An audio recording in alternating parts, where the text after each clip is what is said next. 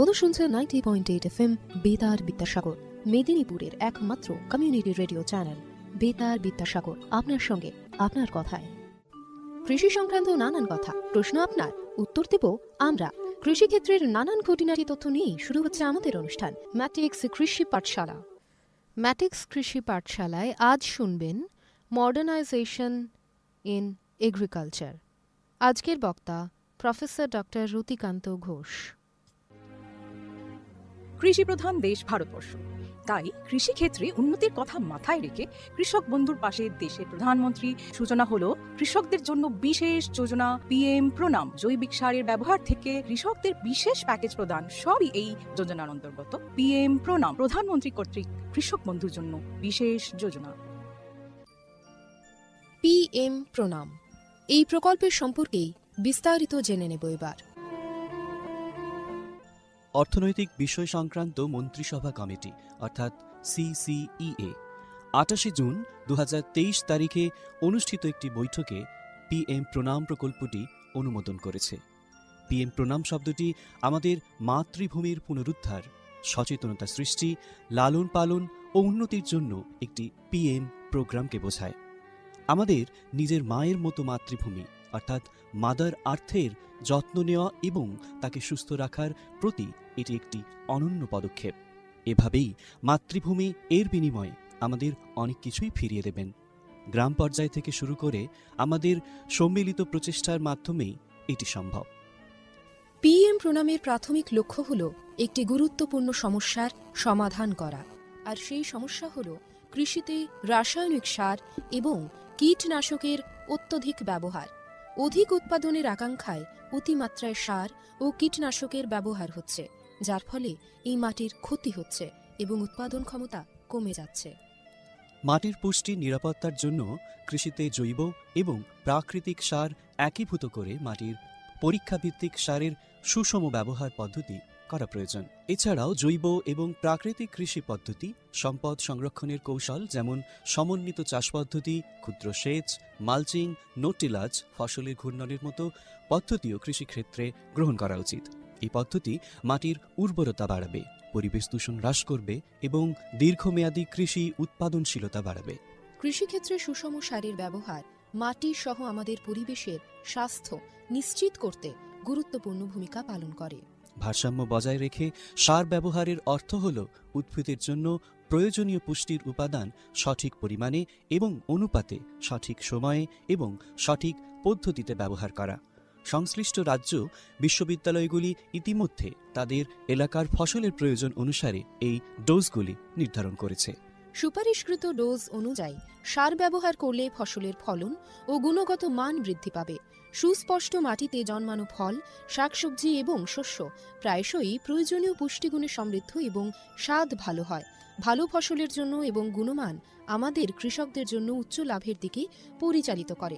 এটা শুধু আরও বেশি পরিমাণ ফসল ফলানোর জন্য নয়, বরং ফসলের মানকেও উন্নত করার জন্য একটি বড় পদক্ষেপ। এটি একটি জয়ের কৌশল যা আমাদের কৃষকদের, আমাদের পরিবেশ এবং শেষ পর্যন্ত আমাদের সকলকে উপকৃত করে। সঠিক জ্ঞানের সঙ্গে পুষ্টির ব্যবহার করলে আমরা যে শুধু ফলনই বাড়াতে পারব তা নয়, বরং আমাদের জমি ভবিষ্যৎ প্রজন্মের জন্য যাতে উর্বর থাকে তাও নিশ্চিত করতে পারব। সুতরাং আসুন একটি উজ্জ্বল এবং আরও টেকসই কৃষি ভবিষ্যতের জন্য সুষম সার ব্যবহারের প্রচার এবং অনুশীলন চালিয়ে যাই। বিকশিত ভারত সংকল্প যাত্রা, বিকশিত ভারত সংকল্প যাত্রা। আসুন এই প্রকল্পের বিষয়ে এবার জেনে নেওয়া যাক। এই প্রকল্পের মূল উপাদানগুলির মধ্যে একটি হল PM প্রণাম প্রকল্প এবং কৃষিতে ড্রোনের ব্যবহারকে উন্নীত করার প্রচেষ্টা করা। সারের সুষম ব্যবহার এবং ন্যানো সারের ব্যবহার নিশ্চিত করার লক্ষ্যে department of fertilisers, sir company, প্রধানমন্ত্রী কৃষি সমৃদ্ধি কেন্দ্র, ফিল্ড অফিসার এবং নোডাল অফিসার সহ বিভিন্ন স্টেক হোল্ডারদের একত্রিত করেছে। VBSY এর একটি আকর্ষণীয় বিষয় এই যে এর মাধ্যমে বিভিন্ন ফসল এবং গাছপালাগুলিতে ন্যানো সার এবং জলে দ্রবণশীল সার স্প্রে করার পদ্ধতি প্রদর্শনের জন্য ড্রোনের ব্যাপক পরিমাণ ব্যবহার করা। এই উদ্যোগের ফলে 29টি রাজ্য বা কেন্দ্রশাসিত অঞ্চল জুড়ে বিভিন্ন জেলায় হাজার হাজার ড্রোন প্রদর্শিত হয়েছে। এই ব্যবহারিক পন্থা কার্যকরভাবে আধুনিক কৃষি প্রযুক্তি গ্রহণের সুবিধার কথা বলেছে। নাগরিকদের মধ্যে টেকসই কৃষির অনুশীলন সম্পর্কে আরও তথ্য প্রচার করাই এই প্রকল্পের উদ্দেশ্য। উল্লেখ্য, এই প্রোগ্রামটি একটি অপ্রতিরোধ্য সাড়া পেয়েছে এবং লক্ষ লক্ষ দর্শক ড্রোন প্রদর্শনীর সাক্ষী দেখেছে। কৃষকরা বিশেষ করে প্রচলিত ইউরিয়ার তুলনায় ন্যানো ইউরিয়ার উপকারিতা বুঝে ন্যানো সার প্রয়োগে গভীর আগ্রহ দেখিয়েছেন। এই ইভেন্টগুলির সময় আলোচনার আর কথোপকথনের মাধ্যমে করা অনুশীলনগুলি যথেষ্ট কার্যকরী হয়েছে, যা কৃষকদের মধ্যে ক্রমবর্ধমান সচেতনতা এবং আগ্রহ প্রদর্শন করেছে।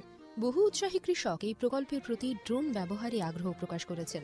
এই আধুনিক প্রযুক্তির অর্থনৈতিক সম্ভাব্যতা কৃষকদের আলোর দিশা দেখিয়েছে এবং কৃষিতে আরও টেকসই এবং সাশ্রয়ী পদ্ধতির পথ প্রশস্ত করেছে। মাননীয় প্রধানমন্ত্রী শ্রী নরেন্দ্র মোদী প্রধানমন্ত্রী মহিলা কিষাণ ড্রোন কেন্দ্র চালু করেছেন। এটি মহিলাদের স্বসহায়ক গোষ্ঠীগুলিকে ড্রোন সরবরাহ করবে, যাতে তারা জীবিকা নির্বাহের জন্য এই প্রযুক্তি ব্যবহার করতে পারেন। প্রধানমন্ত্রী কৃষি সমৃদ্ধি কেন্দ্রগুলি VBSY প্রোগ্রামগুলিকে সমর্থন করার জন্য সক্রিয় ভূমিকা পালন করেছে, যার ফলে এই উদ্যোগের সহযোগিতামূলক প্রকৃতির উপর জোরও দেওয়া হয়েছে। বিকশিত ভারত সংকল্প যাত্রা শুধু একটি যাত্রা নয়, এটি ভারতীয় কৃষির জন্য একটি টেকসই এবং প্রযুক্তিগতভাবে উন্নত ভবিষ্যতের দিকে একটি রূপান্তরমূলক পদক্ষেপ। যাত্রার অগ্রগতির সঙ্গে সঙ্গে এটি দেশের কৃষি ল্যান্ডস্কেপকে নতুন রূপ দেওয়ার, উদ্ভাবনকে উৎসাহিত করার এবং সবার জন্য একটি সবুজ আরও সমৃদ্ধ ভবিষ্যৎ নিশ্চিত করার প্রতিশ্রুতি দেয়। ড্রোন প্রযুক্তি, ন্যানো সার এবং টেকসই চাষ পদ্ধতির প্রচারের মাধ্যমে এটি শুধুমাত্র সচেতনতাই তৈরি করছে না, বরং কৃষকদের আরও সমৃদ্ধ এবং পরিবেশ বান্ধব ভবিষ্যতের জন্য উদ্ভাবন গ্রহণ করতে অনুপ্রাণিত করছে। আমরা যেমন এই কৃষি বিপ্লবকে উৎসাহিত হতে দেখি, এটা স্পষ্ট যে বিকশিত ভারত সংকল্প যাত্রা একটি উন্নত এবং টেকসই ভারতের জন্য বীজ বপন করছে এবং এগিয়ে নিয়ে যাচ্ছে। এরই অঙ্গ হিসেবে আমাদের এবারের অনুষ্ঠান বেতারের মাধ্যমে কৃষি বন্ধুর জন্য সচেতনতামূলক অনুষ্ঠান ম্যাটিক্স কৃষি পাঠশালা। শুনতে থাকুন বেতার বিদ্যাসাগর FM 90.8। স্বাস্থ্যকর মাটি, স্বাস্থ্য ভারত। প্রিয় কৃষক ভাই ও বোনেরা, ম্যাট্রিক্স ফার্টিলাইজার অ্যান্ড কেমিক্যালস লিমিটেডের পক্ষ থেকে আমরা আপনাদের সকলকে উষ্ণ অভ্যর্থনা এবং শুভেচ্ছা জানাই। বন্ধুরা, matrix fertiliser and chemicals limited Paschimbanga রাজ্যের পূর্ব বর্ধমান জেলার পানাগড়ে অবস্থিত একটি ইউরিয়া উৎপাদনকারী সংস্থা। ম্যাট্রিক্স প্ল্যান্টটি পশ্চিমবঙ্গের প্রথম এবং একমাত্র ইউরিয়া কারখানা। আপনারা সবাই জেনে খুশি হবেন যে মাটি পরীক্ষার জন্য কোম্পানি কর্তৃক একটি ভ্রাম্যমাণ মৃত্তিকা পরীক্ষাগার স্থাপন করা হয়েছে, যা সমগ্র বাংলায় তার পরিষেবা প্রদান করে। এর পাশাপাশি কৃষকদের চাহিদা অনুযায়ী সংস্থার দ্বারা অন্যান্য নতুন পণ্য উপলব্ধ করা হয়, যার মাধ্যমে আপনারা সকলেই আপনাদের চাষে আরও বেশি ফলন এবং মুনাফা পেতে পারেন।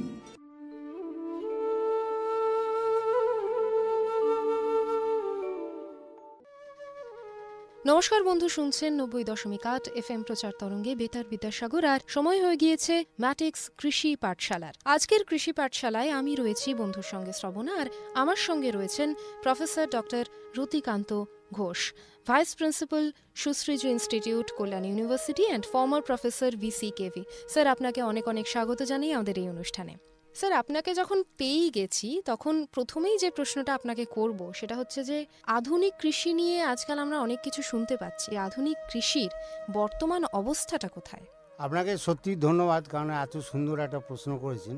আমাদের অ্যাকচুয়ালি কৃষির মূল সমস্যা কি জানেন? মূল সমস্যা হচ্ছে আমাদের ফলন কম।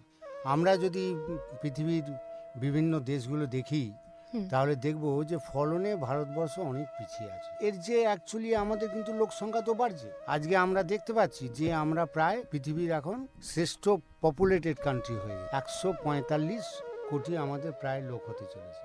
আচ্ছা, তো এখন এই যে বিশাল লোক সংখ্যা, এই লোক সংখ্যা বাড়ার সঙ্গে সঙ্গে আমাদের তো খাদ্য চাহিদা বাড়ছে, কিন্তু কথা হচ্ছে আমাদের যদি ফলন এবং জমির পরিমাণ কমছে, তাহলে আমাদের ফলন বাড়ানো ছাড়া আর কোনো রাস্তা নেই। আর একটা রাস্তা আছে যে ডিগ্রেডেড ল্যান্ডগুলো সেই ল্যান্ডগুলোকে আমরা আস্তে আস্তে যদি আমরা বা নন ক্রপ এরিয়া যেগুলো রয়েছে হুম, সেই সব জায়গাগুলোকে আমরা যদি কাজে কাল্টিভেশন লাগাতে পারি। কাজে লাগাতে পারি। সেটা কিভাবে সম্ভব? কিন্তু সেটাতে প্রথম অন্তরায় হচ্ছে আমরা দেখতে পাই এখনো যেমন আমরা আসছিলাম তো হাইওয়ে দুপাশে আমরা প্রচুর জায়গা, তো সেখানে তো আমরা দেখতে পেলাম যে টাইফা ল্যাটিফোলিয়া বা ইত্যাদি সব গাছ রয়েছে। এগুলো থেকে আমরা কিন্তু কৃষিতে অনেক কিছু পেতে পারি। কিভাবে টাইফা সেটা? থেকে আমরা সুতো পেতে পারি, টাইফা থেকে আমরা ওষুধ পেতে পারি, কিন্তু আচ্ছা। আমরা এটা না করে সেখানে আমরা ইভেন রাইস কাম ফিশ কালচার করতে পারতাম, কারণ আচ্ছা। ওখানে নিচু জায়গা, জল আচ্ছা। জমে থাকতো, হুম, কিন্তু সেটা আমরা করিনি। তার জায়গায় কিন্তু ওগুলো পড়েই আছে, হুম, ওইভাবেই দিনের পর দিন ওটা আচ্ছা। নষ্ট হচ্ছে ইত্যাদি। হুম। তো কি মনে হয় কি এখন করা উচিত এক্ষেত্রে? না, এখান থেকে করা উচিত একটাই, সেটা হচ্ছে যে আমরা আমাদের এগ্রিকালচার প্যাটার্নটা যদি আমরা একটু ভালো করে দেখি হুম, তাহলে আমরা বুঝতে পারবো হয়তো যে আমাদের এগ্রিকালচারটা কোথায় দাঁড়িয়ে আছে। আচ্ছা। আমরা স্বাধীনতার পর থেকেই যখন কৃষি শুরু করলাম তখন কিন্তু আমরা বাড়িতে বাড়িতে জৈব সার তৈরি করতাম। আমরা কৃষকদের, তারা নিজেরা মাঠে কাজ করতো, নিজের হাতে সব কিছু করতো, এবং এই যে দরকার হলে পোকা রোগ এইসব জন্য ওষুধ বাড়িতে তৈরি করতো। স্বাধীনতার পর থেকে এই যে আমাদের যে নিজস্ব প্রযুক্তিতে আমরা যে চাষবাস করতাম, সেই প্রযুক্তিতে যে চাষবাস করতাম এইটা আমাদের, অর্থাৎ আমাদের নিজেদের বীজ, হুম, নিজেদের সার, হুম, নিজেদের তৈরি ওষুধ, এগুলো আমরা জমিতে দিতাম। হুম, এতে মাটির যে উর্বরতা সেটা সেটা আরো বাড়তো। অনেক ভালো থাকতো হুম, এবং মাটির উর্বরতা অনেকখানি বাড়তো, হুম, যার ফলে আমাদের ফলন ধীরে ধীরে বাড়ছিল। হুম, কিন্তু 64 সাল 63-64 সাল এলো, হুম, তখন হঠাৎ দেখা গেল যে সবুজ বিপ্লব শুরু হচ্ছে। হুম, কারণ আমাদের মনে হলো যে লোক সংখ্যা দ্রুত বাড়ছে, হুম, এরা এই খাবারে এদের হবে না, হবে কুলোবে না। কুলোবে না। হুম, তখন মানে আমাদের খুব তাড়াতাড়ি তখন মানে প্রোডাকশান বাড়াতে হবে। হুম, এইটা করতে গিয়ে কি হলো না, আমরা সার ভালো ভালো ধরুন হাইব্রিড বীজ বা হাইলিং ভ্যারাইটি বীজ হুম, এগুলো সব আনা শুরু করলাম। এগুলো কিন্তু আমরা নিজেরা তৈরি করছি না, হুম, এগুলো সব আমরা বিদেশ থেকে আনতে শুরু করলাম। আচ্ছা। এই যে বিভিন্ন বিষাক্ত কীটনাশক, হুম, এগুলো সব আমরা কিন্তু বাইরে থেকে নিয়ে আসছি, হুম, এর একটা মলিকুলও আমাদের ইন্ডিয়ার নয়। আচ্ছা। তাহলে এই যে আমরা পয়সা খরচ করে এই সব বিদেশ থেকে জিনিসগুলো, আমরা বিদেশি নির্ভর হয়ে গেলাম, হুম, এবং এই বিষাক্ত জিনিসগুলো ব্যবহার করতে করতে আমরা কি হলো আমাদের, না আমাদের প্রথম যে প্রবলেমটা শুরু হলো সেটা হচ্ছে আমাদের যে মাটি, সেই মাটি আস্তে আস্তে যে মাটির যে উর্বরতা, এই যে উর্বরতা আমরা দেখে বুঝতে পারি যে কালো মাটিটা ব্ল্যাক হবে, হুম, সেই ব্ল্যাক মাটি আস্তে আস্তে হোয়াইটে পরিণত হয়ে যাচ্ছে, অর্থাৎ তার উর্বরতা আস্তে আস্তে নষ্ট হয়ে যাচ্ছে। এবং মাটিতে যতক্ষণ না পর্যন্ত এই যে কেঁচো, উপকারী জীবাণু হুম, এগুলো বেশি না থাকবে হুম, ততক্ষণ পর্যন্ত কিন্তু আমাদের ফলন বাড়বে না, আচ্ছা। আমরা যে জায়গায় যেটা চাই। হুম, হুম, আমাদের উৎপাদন খানিকটা বেড়েছে, হুম, প্রোডাকশন বেড়েছে, কিন্তু আমাদের ফলন কোথায়? আমরা তো একটা স্টেপ উঁচুতে উঠে তারপর আবার যথারীতি নিচের দিকে নামতে শুরু করি। আচ্ছা। এখন যে পরিমাণে কৃষি উৎপাদন হচ্ছে, কি মনে হয় আমাদের জনসংখ্যা যা কুলিয়ে যাওয়ার মতন নাকি? না, এখন যা আছে সেটা হ্যাঁ। হয়তো কুলোবে, কিন্তু ভবিষ্যতের কথা ভাবলে হুম, তখন কিন্তু আমাদের আরো দরকার। আচ্ছা। কিন্তু আমরা যদি একটু ভেবে দেখি যে আমাদের হ্যাপিনেস বলুন হুম, বা আমাদের হাঙ্গার ইন্ডেক্স বলুন, হুম, ইন্ডিয়া পজিশন কোথায়? আউট অফ 137-38টা দেশ, হুম, তার ভেতরে 120-24 আমরা র্যাঙ্ক করে আছি। আচ্ছা। পালস প্রোডাকশন যদি আমি বলি, আমি প্রোডাকশানে হচ্ছে 1 নম্বর হুম, সারা ওয়ার্ল্ডে, হুম, কিন্তু যখন আমি প্রোডাক্টিভিটি ফলন যাচ্ছি হুম, আমি 18তম। আচ্ছা। তাহলে এই যে অসামঞ্জস্যগুলো, হুম, এগুলো আমাদের দূর করতেই হবে যদি আচ্ছা। আমরা স্বয়ং সম্পূর্ণ বা আমরা যদি ভাবি হুম, যে আমরা কৃষিতে আরো নিজেরা সমৃদ্ধ আরো হতে পারো। সমৃদ্ধ হব, হুম, এইগুলো আমাদের এই জায়গাতে যেতে হবে। আচ্ছা। এবং এর জন্য আমাদের মেইন যেগুলো দরকার, 3টে জিনিস খুব ইম্পর্টেন্ট। হুম, একটা হচ্ছে আমাদের মাটির উর্বরতা আবার ফিরিয়ে আনতে হবে, আচ্ছা। সেটা কিভাবে? এবং সেটা ফিরিয়ে আনতে গেলে আমাদের we have to back to আমাদের আবার জৈব সারের দিকে ঝুঁকতে হবে। মানে ঘুরে ফিরে দেখা যাচ্ছে আমরা হ্যাঁ। সেই পুরোনো দিনেই সেই ফিরে পুরনো, যাব। হ্যাঁ, একদম। প্রাকৃতিক জিনিস সম্পদ তাকে আমাদের ব্যবহার করতে হবে। এই যে আমরা এখন রাস্তা দিয়ে গেলে দেখতে পাই যে ধানের গোড়াগুলো পুড়িয়ে দেওয়া হচ্ছে, this is a serious offence. এবং কেন পুড়িয়ে দেওয়া হচ্ছে, কেন, কি বলবেন এক্ষেত্রে? কিছু কিছু কৃষকদের মাথায় আছে যে ধানের গোড়ায় বোধহয় কিছু পোকা থেকে যায়, আচ্ছা, যেটা পরবর্তীকালে মাটির ক্ষতি করে। আচ্ছা, এটা কি সঠিক তথ্য? একদম সঠিক তথ্য নয়। আচ্ছা আচ্ছা, এইটাকে পুড়িয়ে ওরা অনেক আর একজন হয়তো কেউ কেউ ভাবে যে খানিকটা কার্বন, ওই যে পুড়িয়ে দিচ্ছি কার্বন ঢুকছে, কিন্তু এটা ভাবছে না যে আমরা যে গ্লোবাল ওয়ার্মিং, এই যে আজকে বিশ্ব উষ্ণায়ন, এই যে এই জিনিসটা হচ্ছে, যত আমরা যদি শহরে যান দেখতে পাবেন যে মিউনিসিপ্যাল ওয়েস্টগুলো এগুলো সব এক জায়গায় ফেলে আগুন ধরে দেওয়া হচ্ছে। আচ্ছা, এই ওয়েস্টেজ কি কোনো রকম ভাবে কৃষিক্ষেত্রে সাহায্য করতে পারে? অথচ এই ওয়েস্টেজগুলোকে দিয়ে আমরা কিন্তু মানে আপনি যদি একটু মানে বাইরের দিকে যান তাহলে দেখতে পাবেন তারা যন্ত্র আবিষ্কার করে ফেলেছে, যে যন্ত্র দিয়ে এই আবর্জনাগুলো থেকে সার তৈরি হচ্ছে। আচ্ছা, এবং আমাদের এই যে কৃষিক্ষেত্রে যত জৈব সারের স্কোপ আছে, 50,000 মিলিয়ন টন আমরা এই সার তৈরি করতে পারি। এবং এখানে কত লোকের ইনভলভমেন্ট হবে ভেবে দেখুন। তো এখন এই জিনিসগুলো আমরা করতেই পারি। এই জায়গায় যদি আমরা কৃষিকে নিয়ে যেতে পারি যে আমরা এই গ্লোবাল ওয়ার্মিং একদমই করব না, অর্থাৎ পোড়াবো না কোনো জিনিস। আচ্ছা, এই যে করতে পারা এবং করছি না কেন, এখানে তো এবার একটা এই করছি না, এই যে গ্যাপটা তৈরি হচ্ছে তার কারণ হচ্ছে আমাদের কৃষিতে একটা ইয়ং জেনারেশন যাদের খুব দরকার, যারা এই নতুন আইডিয়াগুলোকে ঠিকভাবে ইউটিলাইজ করবে, সেই কৃষকদের ইয়ং জেনারেশন তারা কিন্তু এখন কৃষি বিমুখ হয়ে গেছে, দিনের পর দিন কৃষি বিমুখ হয়ে যাচ্ছে। তারা মোবাইল নিয়ে পড়ে আছে, তারা এই নিয়ে পড়ে আছে, কিন্তু তারা মাঠে যে বাবা মা কাজ করছে দেখছে, কিন্তু সে মাঠে যে কোদাল কোয়াবে না। আজকে ছবিটা একদম এই রকমই জায়গায় চলে গেছে। কিন্তু এই জায়গাটা তো আমাদের অভিপ্রেত নয়, কারণ আমরা যুগের সঙ্গে তাল লেগে আমাদেরও পরিবর্তন দরকার। এবং এই জন্য আমার কৃষিটাকেও তাহলে আধুনিক কৃষিতে আনতে হবে, একদম, যেটাতে আমার ইয়ং জেনারেশন এসে খাপ খাওয়াবে। এবং এটার জন্যই আমাদের মেন দরকার হচ্ছে যে আমাদের বিজ্ঞানীরা যখন এইসব জিনিস হলো, যে জমি নষ্ট হয়ে যাচ্ছে, পরিবেশ দূষণ হয়ে যাচ্ছে, যখন তখন বৃষ্টি হচ্ছে, কেমন, আবার যখন তখন কোনো বৃষ্টিই নেই, দিনের পর দিন প্রচণ্ড গরম, হ্যাঁ, এই যে জিনিসগুলো এইসব দেখে তখন আমাদের বিজ্ঞানীরা তারা বলল যে না, এটা একটা কাজ করতে হবে, যে সাস্টেনেবল এগ্রিকালচার আনতে হবে, যে কৃষিটা এমন হবে যে তার ফলন বাড়তেই থাকবে, কোনো সময় কমবে না, কিন্তু সে 2 কেজি হলেও বাড়ুক, কিন্তু সে বাড়বে। আচ্ছা, আমি আপনাকে দুটো প্রশ্ন করব।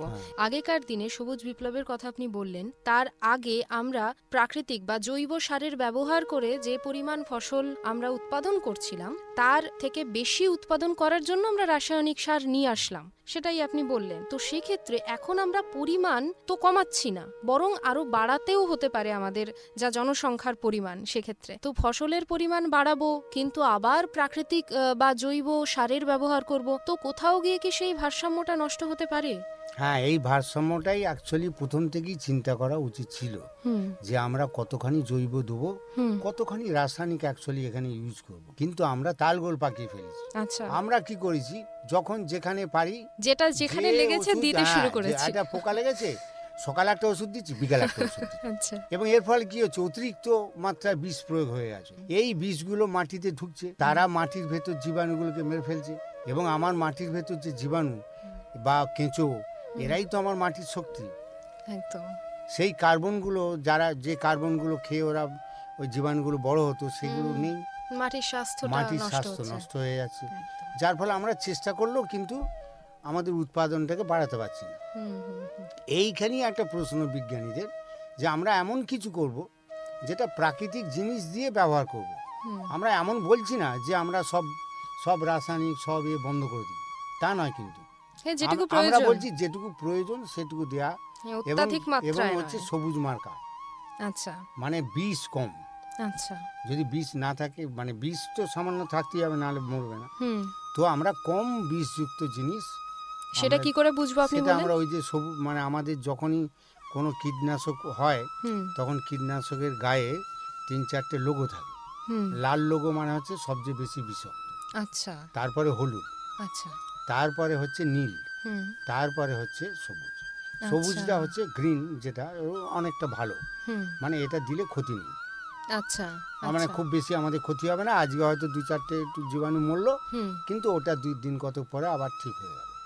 আচ্ছা। কেমন? হুম। সেই জন্য আমরা চাইবো যত বেশি ওষুধ যাই আমরা প্রয়োগ করি না কেন, সেগুলো সবই হচ্ছে এই সবুজ মার্কা ওষুধ দিলে সুবিধে। সুবিধা।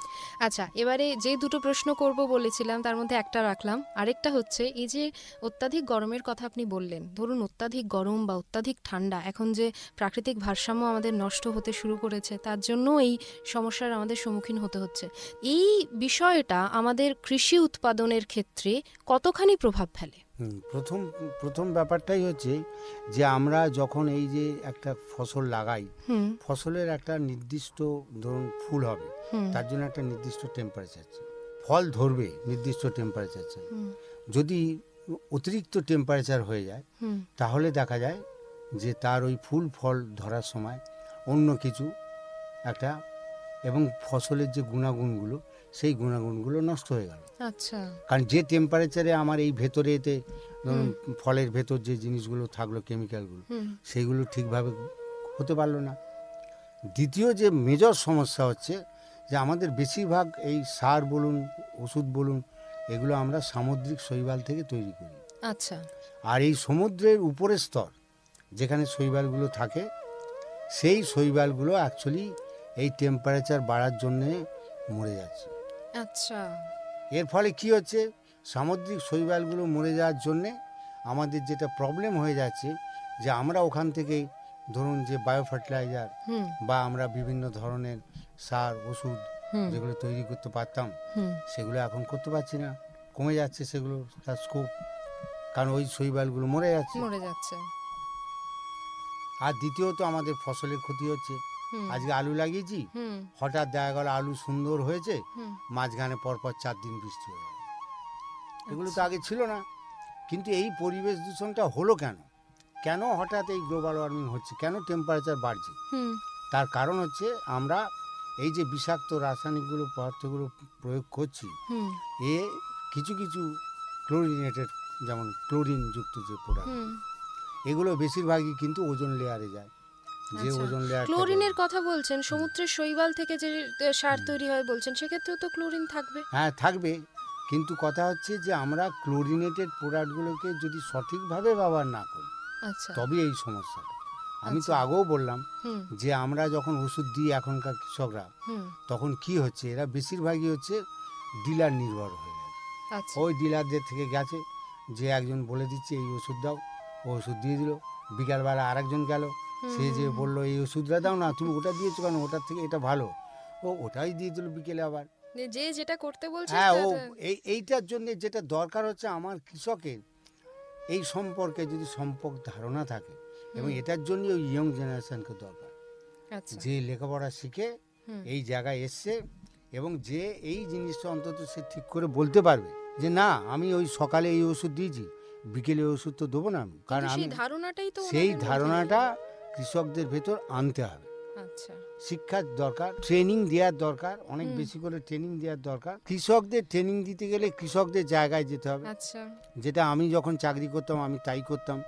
কৃষকদের জায়গায় গিয়ে ওখানে যে কৃষকদের সামনে বসে ওখানে ট্রেনিং দিতে হবে, আচ্ছা। যে তোমাদের এই করতে হবে, তাহলে কৃষকদের প্রশ্নগুলো তাদের সামনে ধরা দেবে। সামনে ধরা দেবে। আর কি কি উপায় হতে পারে যে ক্ষেত্রে এই সমস্যার থেকে একেবারে আমরা সমাধান পেতে পারি, মানে আধুনিক কৃষির রূপায়ণ যদি বলি? হ্যাঁ, সেক্ষেত্রে। বিজ্ঞানীরা কিন্তু কতগুলো জিনিস আগে প্রেডিক্ট করেছে, মানে আমরা সত্যি কথা বলতে কি সমস্ত জিনিস সার্ভে করে বলুন বা বিভিন্ন জায়গায় গিয়ে বলুন, আমাদের যে তথ্যগুলো আমাদের হাতে আছে, সেটা হচ্ছে আমরা আগেই বলেছি যে মাটির স্বাস্থ্য ফিরিয়ে আনতে হবে। দ্বিতীয় হচ্ছে যে আমাদের চাষ পদ্ধতি একদম আধুনিক চাষ পদ্ধতিতে আনতে হবে, এবং দরকার হলে আমাদের এই যে ধরুন আমরা 50 হেক্টর জমি, সেখানে আমি 100 জন চাষিকে ইনভলভ করলাম বা আছে তাদের জমি, এই যে ছোট ছোট খণ্ড খণ্ড জমি যে যার মতো চাষ করছে, কারোর সঙ্গে কারো কোনো মিল নেই, এটা বন্ধ করে দিতে হবে। এটা আচ্ছা। বন্ধ করে আমরা কোঅপারেটিভ ফার্মিংয়ে যাব। এই কোঅপারেটিভ ফার্মিং যদি আমরা একসঙ্গে চাষ করলাম, তাতে আমাদের খরচ অনেক কম, চাষিদের লাভ অনেক বেশি, এবং ওখানে আমাদের যদি ইয়ং জেনারেশনকে ঢোকাতে পারি এবং উইথ আধুনিক যন্ত্রপাতি, তাহলে কিন্তু তা থেকে আমরা অনেক কিছু করতে পারবো। যেমন আমি ধান করছি, ধান তুষ, এই তুষ তেলও আমি ওখানে বার করতে পারবো, কারণ সেই যন্ত্র একটা ইয়ং ছেলে সে লাগাতে পারবে। মানে ইয়ং জেনারেশনকে বা কৃষিকে আরো উৎসাহিত বেশি করে করতে হবে উৎসাহিত করতে হবে। এবং তাদের আরো বেশি করে অংশগ্রহণ করাতে হবে। আচ্ছা। অংশগ্রহণ করিয়ে আমরা যাতে আরো ভালো করে হুম, আমরা এই করতে পারি, অর্থাৎ আমাদের সমস্ত পরিবেশ দূষণ বন্ধ করলাম, হুম, ধীরে ধীরে মাটির স্বাস্থ্য ফিরিয়ে আনলাম, আমরা নিজেরা তৈরি করলাম নিজেদের ওষুধ, হুম, হুম, নিজেদের সার নিজেরা তৈরি করলাম। এবং এই যে এত জৈব সার যেটা বললাম যে হুম, প্রায় 50,000 মিলিয়ন টন, হুম, তো এই থেকে আমরা সার তৈরি করতে পারি এবং আমরাই তৈরি করলে আমাদের ছেলেরা তারাই এইটা নিয়ে ব্যবসা করতে পারবে, তারা রোজগার করতে পারবে। সঙ্গে এইগুলো আমাদের করতে হবে। এবং ওষুধ তৈরি আপনারা জানেন না যে হয়তো এই পার্থেনিয়াম থেকে, এই যে পার্থেনিয়াম একটা আগাছা, কিন্তু এ থেকে আমরা যেমন নিম থেকে আমরা নিম তেল তৈরি করতে পারি, তেমনি পার্থেনিয়াম থেকে, আকন্দ গাছ থেকে, ইভেন কি বাঁশ বাগান, এই বাঁশ পাতা থেকে বা বাঁশের গোড়া থেকে আমরা ওষুধ তৈরি করতে পারি, যে ওষুধগুলো দিয়ে আমরা কিন্তু কৃষি ক্ষেত্রে কাজে লাগাতে পারি। যে আমাদের এই প্রাকৃতিক যে ব্যাপারগুলো সেগুলোকে আনতে হবে, এগুলোকে ফিরিয়ে আনতে হবে। এগুলো তো ছিল এক সময়, এখানে ইয়ং ছেলেমেয়েরা যাচ্ছে না। যাচ্ছে না। তাদেরকে That কিভাবে is it. আকৃষ্ট করা ওই যেতে পারে? আকৃষ্ট করার একটাই রাস্তা আমি বললাম তো, যে আমরা আধুনিক কৃষিতে আনতে হবে, যন্ত্রপাতির ব্যবহার বেশি করে বাড়াতে হবে হ্যাঁ। এবং হাতে করে আগাছা দমন করলে চলবে না, হুম। যন্ত্র দিয়ে আগাছা দমন করতে। আরো অনেক প্রশ্নের উত্তর আমাদের কৃষক ভাইদের কাছে, কৃষক বন্ধুদের কাছে পৌঁছে দেব আমরা বেতারের মাধ্যমে। অনেক ধন্যবাদ স্যার আজ আমাদের সঙ্গে থাকার জন্য। ধন্যবাদ। আজকের মতন বিদায় নিচ্ছি। সকলে ভালো থাকুন, সুস্থ থাকুন। নমস্কার। বন্ধু শুনছেন 90.8 FM বেতার বিদ্যাসাগর, মেদিনীপুরের একমাত্র কমিউনিটি রেডিও চ্যানেল বেতার বিদ্যাসাগর, আপনার সঙ্গে আপনার কথায়।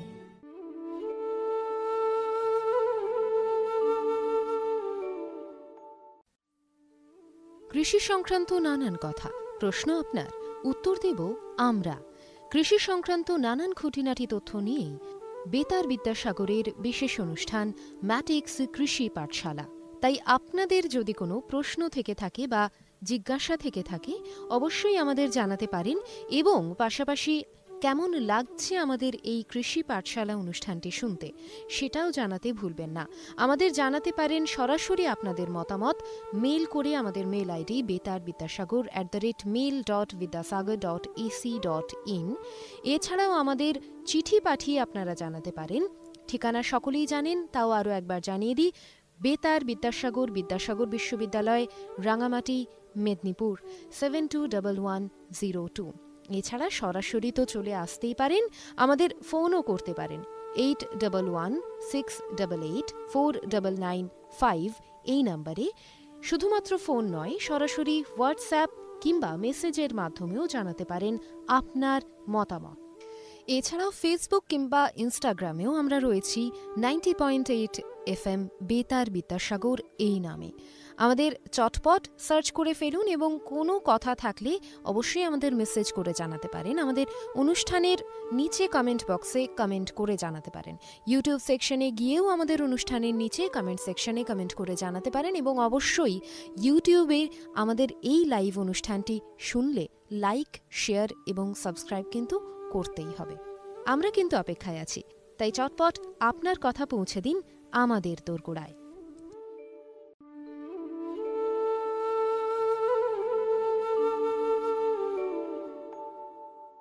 এতক্ষণ শুনছিলেন কৃষি সংক্রান্ত বিশেষ অনুষ্ঠান ম্যাটিক্স ফার্টিলাইজার্স ও কেমিক্যালস লিমিটেডের প্রস্তুতি, কৃষক ভাই ও বন্ধুর জন্য কৃষিক্ষেত্রে বিশেষ বার্তা।